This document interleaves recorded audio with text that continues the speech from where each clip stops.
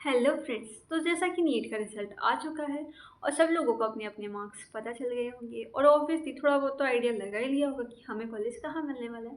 तो टेंशन उन बच्चों को हो रही होगी कि जिनको लग रहा है कि क्या हमें कॉलेज साउथ में मिलेगा।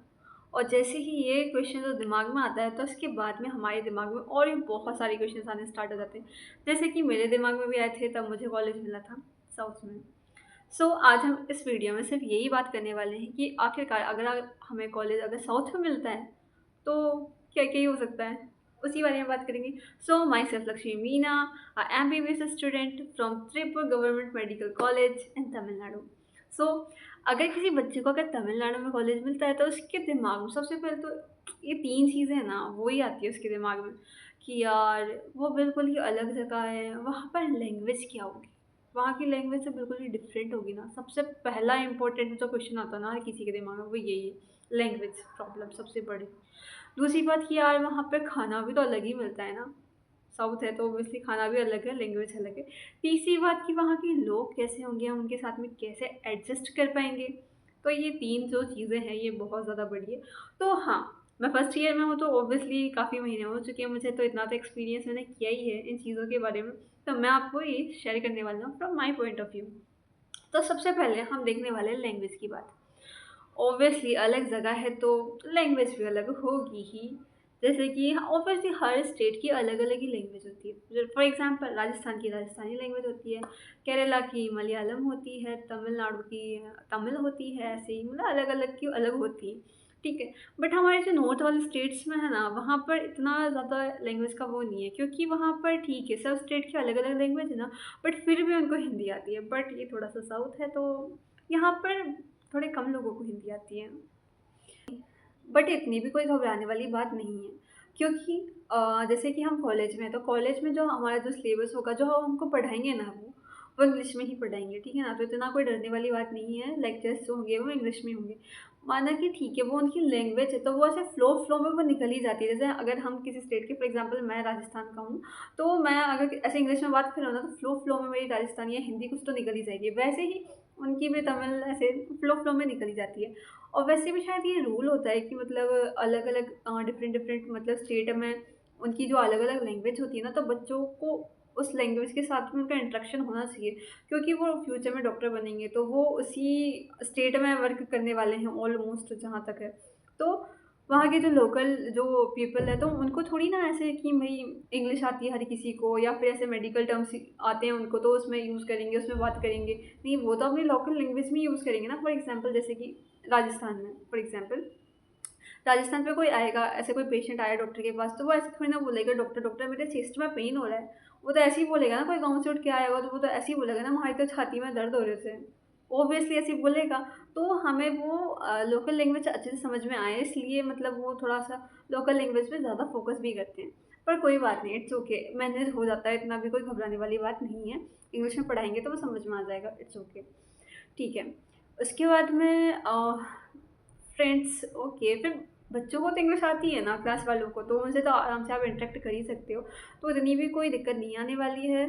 तो ठीक है, ये थोड़ा सा डिसएडवांटेज है पर इसको हम पॉजिटिव वे में भी ले सकते हैं। जैसे कि हमें एक न्यू लैंग्वेज सीखने को मिलेगी। जैसे कि फॉर एग्जांपल मैं राजस्थान से हूँ तो मुझे राजस्थानी आती है, हिंदी आती है, इंग्लिश आती है। तो मैं एक न्यू लैंग्वेज सीख रहा हूँ, तमिल। ओके।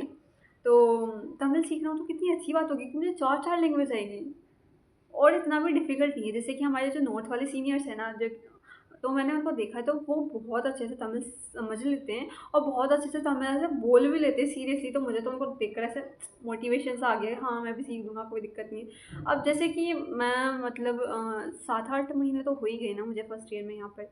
तो मुझे ऐसे तमिल सीख ऐसे मैं इतना तो सीख गया हूँ कि मुझे समझ में आने लगी है ऐसे थोड़ी-थोड़ी, इतनी भी नहीं आती है पर मैं ऐसे थोड़ा-थोड़ा कुछ तो ऐसे मुझे समझ में आता है कि हाँ, ये लोग इस टॉपिक पे बात कर रहे हैं, ऐसा-ऐसा कुछ है।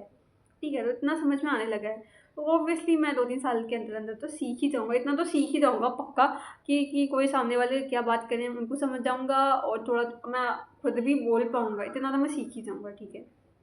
तो लैंग्वेज का इतना भी कोई बड़ा इश्यू नहीं है। दूसरा इश्यू आता है फूड का इश्यू, ठीक है। ये पर्सनली मैं बताऊँ तो हाँ, ये थोड़ा-सा इश्यू मुझे लगता है मेरे लिए।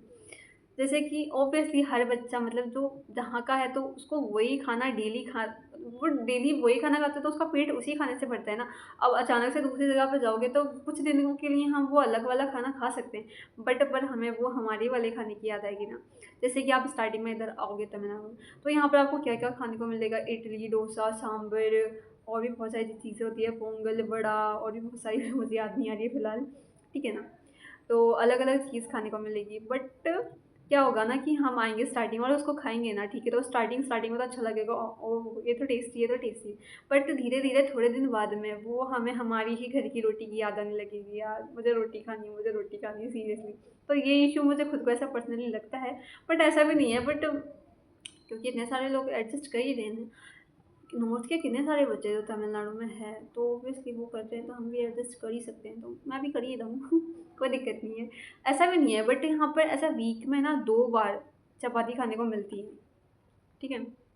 तो ऐसे हो ही जाएगा, जैसे ही मुझे मुझे सांभर अच्छा अच्छा लगने लगा है, मुझे वड़ा और डोसा भी अच्छा लगता है, तो मैं खा लेता हूँ, मुझे कोई दिक्कत नहीं है। और वीक में 2 बार तो चपाती मिलती है, तो वो तो मैं मज़े से खाता ही हूँ।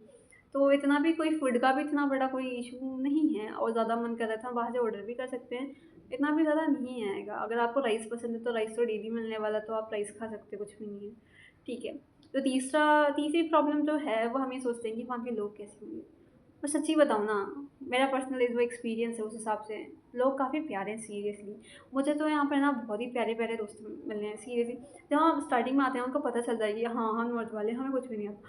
वो इतने हेल्पफुल है ना, मैं बता नहीं सकता सीरियसली। वो हमारी बहुत ज़्यादा हेल्प करते हैं कि आपको कुछ चाहिए हो तो हमें बताओ, ये बताओ, वो बताओ। वो हमसे बात करने के लिए इतने बिल्कुल ऐसे एक्साइटेड रहते हैं करते ही। तो ऐसे बहुत ही स्वीट लोग हैं काफ़ी सारे।